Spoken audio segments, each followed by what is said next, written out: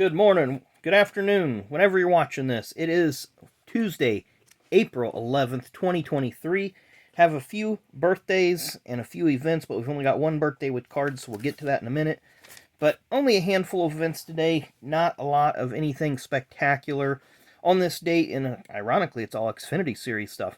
On this date in 1987, Morgan Shepherd won the Busch race at Bristol. That's really not the significant part. There were two interesting accidents during the race. One under caution where Harry Gant ran over a tire on the backstretch under yellow that had come off another car during pit stops.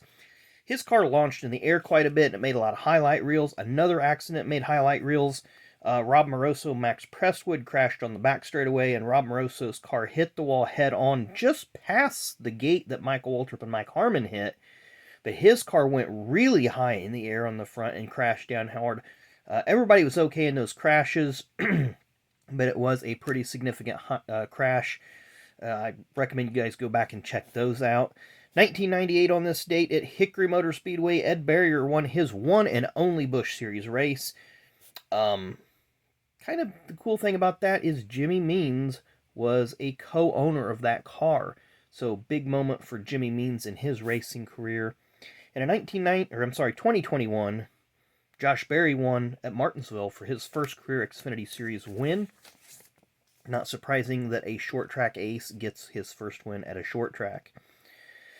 I don't have a date for the birthday. Marcus Smith, born on this date. Born on this date in 1926. He was in that crash that killed Bill Vukovich in 1954 in Indianapolis. But also, 1955. Vuki won in 53 and 54. But Al Keller. But Al Keller is also known for winning the first NASCAR, if you want to call it a road course race, at Linden Airport in 1954, driving a Jaguar car. First foreign nameplate to win. But it was open to all makes and models of cars. So he entered a Jag and he won the race. And the track only had one right-hand turn in it. I've seen a few diagrams and maps of it. Pretty simple layout. If you look at the state of Utah and draw the outline of the state of Utah and kind of stretch it out, that's what it looks like. The one birthday I have cards for, born on the state in 1991.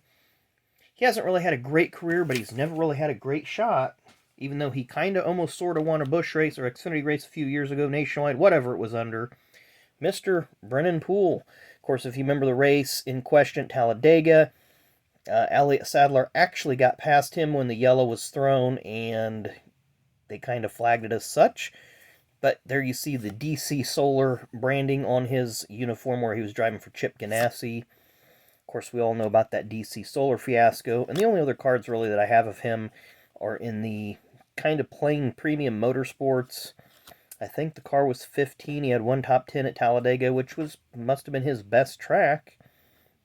But he's currently driving on and off. I know he's driven a couple races this year for Johnny Davis in the Xfinity Series. He's another one that I'd like to see get a fair shot.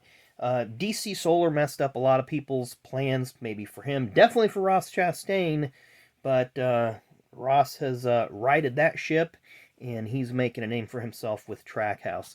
So anyway, happy birthday to all those folks. Again, not a lot of events, but again, some of those events like the 87 Busch Bristol Budweiser 200, throw that in your YouTube machine and go check out that race. Pretty cool thing. So thanks again for watching, and we will see you tomorrow.